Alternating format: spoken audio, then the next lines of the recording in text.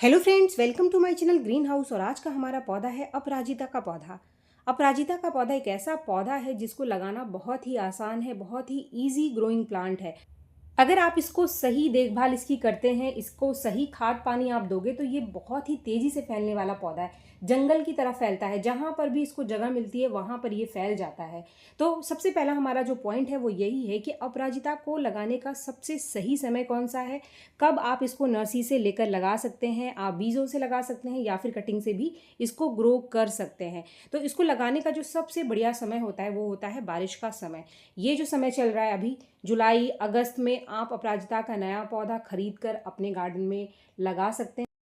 इसके साथ ही अगर आपके पास पुराना पौधा है तो आप उसकी रिपोर्टिंग भी कर सकते हैं। और क्या क्या काम आप अपने पुराने पौधे में कर सकते हैं अगर आपका पौधा फूल नहीं दे रहा है, ये सारी जानकारी आज की इस वीडियो में मैं आपको दूंगी। लेकिन जो हमारा पहला पॉइंट था उसी को हम आगे पहले कंटिन्यू करते हैं कि अगर आपको पौधा लगाना है तो फटाफट से आप लगा लो। बारिश के समय अपराजिता बड़ी ही तेजी से फैलता है।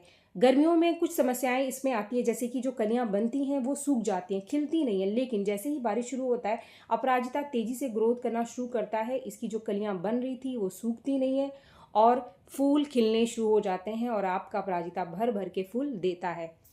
अगर आपके पास पिछले सीजन के जो आपने इसके बीज बचा कर रखे थे, इसको आप फटाफट से लगा लो। बारिश में बड़ी ही तेजी से इसके बीज लग जाएंगे। मैं आपको दिखाती हूँ कुछ एग्जाम्पल के तौर पे कि इसके बीज जहाँ जहाँ पर गिरे, मेरे काफ़ी सारे पौधे हैं अपराजिता के और जिस भी पॉट में ये गिरे वहीं पर उग करके आ गए। मैं आपको कुछ पौधे दिखा रही हूँ जो कि बारिश शुरू होते ही उगने शुरू हो गए हैं। जैसे कि आप देख रहे हैं, ये मैंने आम का पेड़ लगा के रखा हुआ है और इसकी मिट्टी में एक अपराजिता का पौधा उग कर आ गया है। आपको मैं दिखा दूं, यहाँ पर उग करके आ रहा है। यानी जहाँ जहाँ पर इस समय बारिश में इसके बीज गिरे होंगे ना, सब जगह आप देखोगे कि वहाँ पर आपका ये जो अपराजिता का बीज है ना उग करके आ जाएगा। तो इसीलिए इसका बीज लगाना इस समय बहुत ही आसान है। मैंने ये जो दो पौधे आप देख रहे हैं इसको मैंने बीजों से ही ग्रो किया है और इसको मैंने स्टार्टिंग में ही ग्रो कर लिया था। यानी इसको मैंने गर्मियों में इसके बीज लगा दिए थे तो इसके पौधे अभी काफ़ी बड़े हो चुके हैं। अब मैं आपको दिखा रही हूँ कि कटिंग से भी आप इसको बहुत ही आसानी से ग्रो कर सकते हैं। तो आप देखिए, ये मैंने कटिंग लगाया है, इसको लगाए हुए मात्र 15 दिन हुए हैं। और बीजों से अगर आप नहीं ग्रो करना चाहते हैं, आपके पास पौधा है बीज नहीं है और आपके पास पुराना पौधा है या फिर आप नया पौधा लेकर आ रहे हो, तो जब भी आप प्रूनिंग करोगे ना उसकी कटिंग आप लगा दो, आपके पास अपराजिता का नया पौधा तैयार हो जाएगा। क्योंकि जो इसकी जड़ें हैं वो बारिश में बहुत ही तेज़ी से निकलती है। बहुत ही ईजी ग्रोइंग प्लांट है कटिंग से। और अगर आप सोच रहे हैं कि इसकी कटिंग हमें कैसे लगानी है, इसकी अगर आप हरी टहनियाँ भी लगा दोगे, बस इसके 2-3 नोड आप मिट्टी में गाड़ देना, ऊपर 2-3 नोड छोड़ देना। 8-10 इंच की जो कटिंग है बहुत ही आसानी से इसकी इस समय बारिश में लग जाएगी। इसके बाद जो दूसरा पॉइंट है कि हमें अपराजिता के पौधे को अच्छी फ्लावरिंग के लिए कहाँ पर रखना चाहिए। अपराजिता का पौधा एक ऐसा पौधा है जिसको अगर आप तेज़ धूप में भी रखोगे तब भी ये बढ़िया फ्लावरिंग करेगा। इसको आप सेमी शेड में रख दोगे, अगर आपने बालकनी वगैरह में लगा कर रखा है तब भी ये अच्छी फ्लावरिंग करता है। ऐसा नहीं है कि इसको बहुत तेज़ एक्सट्रीम टेम्परेचर चाहिए, इसको हाई ह्यूमिडिटी यानी नमी चाहिए और टेम्परेचर भी ठीक ठाक हो, तब ये बढ़िया फ्लावरिंग करता है। इसीलिए बारिश में ये बहुत ही बढ़िया ग्रोथ भी करता है और फ्लावरिंग भी करता है। जो तीसरा पॉइंट है वो है इसकी मिट्टी आपको मॉइस्ट रखना है। अपराजिता का पौधा बहुत ही नाजुक पौधा होता है। जैसे इसकी मिट्टी सूखती है तो इसके जो पत्ते हैं ना वो डाउन हो जाते हैं, आपको गिरे हुए से दिखाई देंगे। तो अगर आपका जो पौधा है वो शमी शेड में रखा हुआ है, जहाँ पे बहुत तेज़ सीधी धूप इसके ऊपर नहीं पड़ रही है, तब तो ठीक है। लेकिन जहाँ पर तेज़ धूप में आपने रखा हुआ है, जैसे कि ये मेरा पौधा जो आप देख रहे हैं, ये पूरे दिन की धूप में ही रखा हुआ है और काफ़ी बढ़िया फ्लावरिंग कर रहा है। तो अपराजिता के लिए ऐसा नहीं है कि धूप में आप रखोगे तभी ये फूल देगा, ये सेमी शेड में भी फूल देता है। इसके बाद जो हमारा अगला पॉइंट है कि अगर आपके पास पुराना पौधा है तो आपको उसके ऊपर क्या काम करना है। अगर आपके पौधे ने अभी तक ग्रोथ स्टार्ट नहीं करी, उसने फूल देना शुरू नहीं कर और आपको लगता है कि आपके पौधे के अंदर कोई समस्या नहीं है, आपका पौधा ठीक है, उसकी जड़ ठीक है, तो ऐसे में आप अपने पौधे की रिपोर्टिंग कर सकते हैं। कोशिश करें कि जो उसकी जड़ें हैं इसको ज़्यादा डैमेज ना करे। छोटे पॉट से आप बड़े पॉट में शिफ्ट कर दो। जैसे कि ये वाला पौधा आप मेरा देख रहे हैं, ये पुराना पौधा है। इसके अंदर आप देख सकते हैं कि फ्लावरिंग भी हो रही है और उसकी जो ग्रोथ है वो काफ़ी बढ़िया हो गई है। तो ऐसे पौधे में अगर आपको लगता है कि जगह है पौधे में, मिट्टी आप ऊपर से उसके अंदर डाल सकते हैं पॉट में, तो कोई भी रिपोर्टिंग वगैरह करने की ज़रूरत नहीं है। ज़रूरी नहीं है कि हर साल हम पौधे की रिपोर्टिंग करें, क्योंकि हमारे पास इतना समय होता नहीं है। ऊपर से आप उसको खाद पानी दे सकते हैं। ऐसे में जो सबसे पहला काम आपको करना है, अगर आपका पौधा फूल नहीं दे रहा है तो आप उसकी प्रूनिंग कर दो। जितनी उसकी जो बेकार ब्रांचेस आपको लगती है, बहुत ज़्यादा फैला हुआ आपको लग रहा है और फूल नहीं दे रहा है, तो उसकी जो लंबी लंबी ब्रांचेस है, इसको आप थोड़ा थोड़ा काट करके अपने पौधे को शेप दे दो। अभी सही समय है इसको शेप देने का, क्योंकि अभी आगे बारिश है और भी बारिश है, अभी अगस्त तक बारिश होगी, तो आपका पौधा ग्रोथ ले लेगा और जितना ग्रोथ लेगा उतनी बढ़िया फ्लावरिंग करेगा। तो आप ग्रोथ की चिंता मत करो कि बारिश में आपका पौधा ग्रोथ नहीं करेगा। आप इसकी प्रूनिंग इस समय कर सकते हैं। जैसे कि मैं मेरे कुछ पौधे आपको दिखा देती हूँ। ये वाला पौधा आप देख रहे हैं, ये फ्लावरिंग भी कर रहा है, कलियां बना रहा है, लेकिन जगह की कमी की वजह से ये इतना ज़्यादा फैल गया है कि मुझे इसको काटना ज़रूरी है।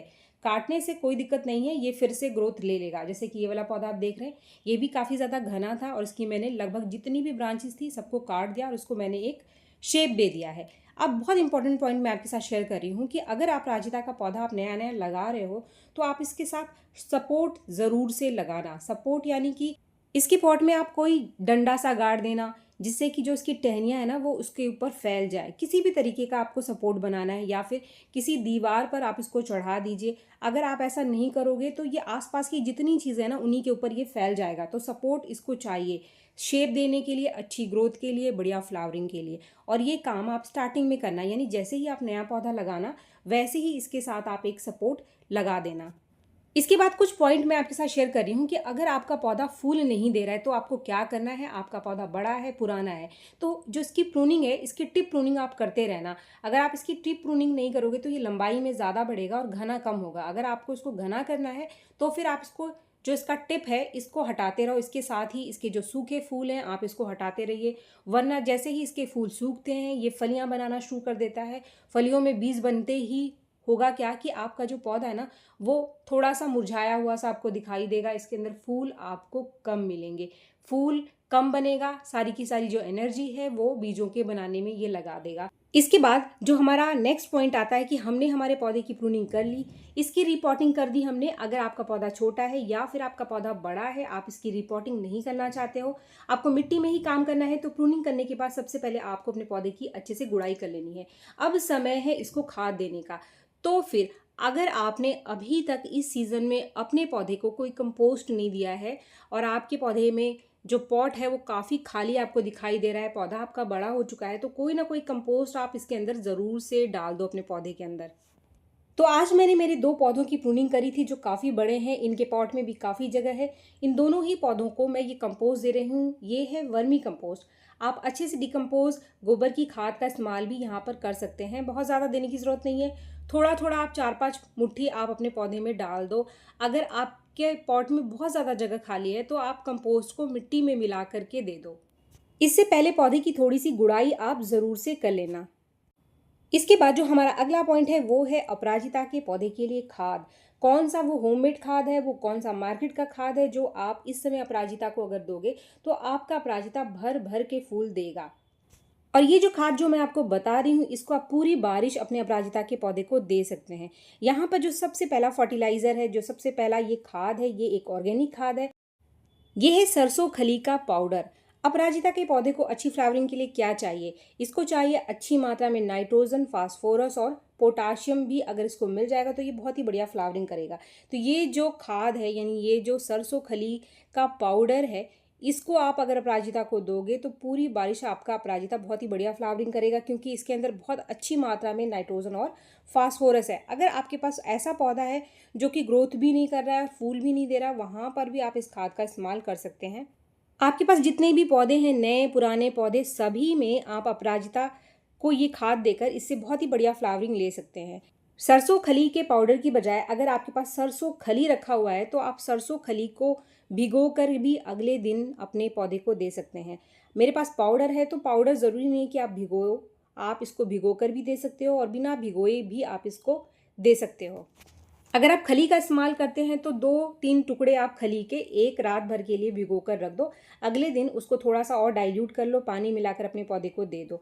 अगर आप ये पाउडर इस्तेमाल करते हैं, आपका पौधा का साइज़ ठीक ठाक है, बड़ा है, जैसे कि मेरा पौधा है, तो कम से कम आप 2 चम्मच इसको दे दो और मात्र 20 दिन में एक बार देना है आपको, बहुत ज़्यादा देने की ज़रूरत नहीं है। अगर आपका पौधा ज़्यादा बड़ा है तो आप इसकी मात्रा थोड़ी बढ़ा सकते हैं। अगर आपका पौधा छोटा है तो इसकी मात्रा आप कम कर सकते हैं।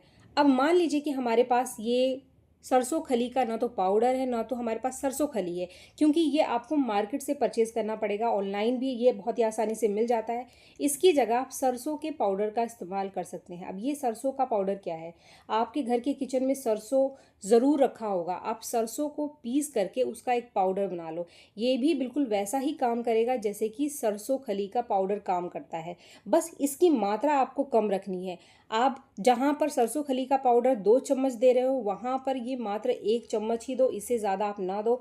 और 20 दिन से पहले आप इस खाद को रिपीट ना करो। जहाँ पर आप 1 चम्मच दे रहे हो सरसों खली का पाउडर, वहाँ पर इसकी मात्रा मात्र आधा चम्मच ही आपको रखना है, इससे ज़्यादा नहीं रखना है।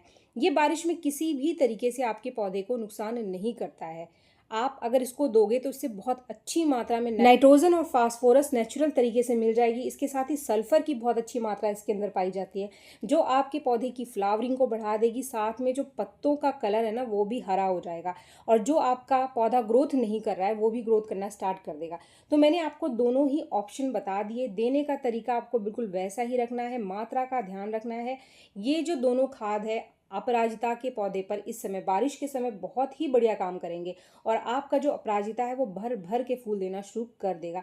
तो मैंने जो पॉइंट्स आपको बताए आप उनका ध्यान रखें। आपका पौधा नया है तो आपको क्या काम करना है, पुराना है तो क्या काम करना है, ये सारी जानकारी इस वीडियो में मैंने आपको दी है। उम्मीद है ये वीडियो आपको पसंद आया होगा। वीडियो अगर आपको पसंद आया तो एक लाइक ज़रूर करें और मेरे चैनल को आपने अभी तक सब्सक्राइब नहीं किया है तो मेरे चैनल को सब्सक्राइब भी ज़रूर कर लें। मिलते हैं मेरे नेक्स्ट वीडियो में, तब तक के लिए थैंक यू।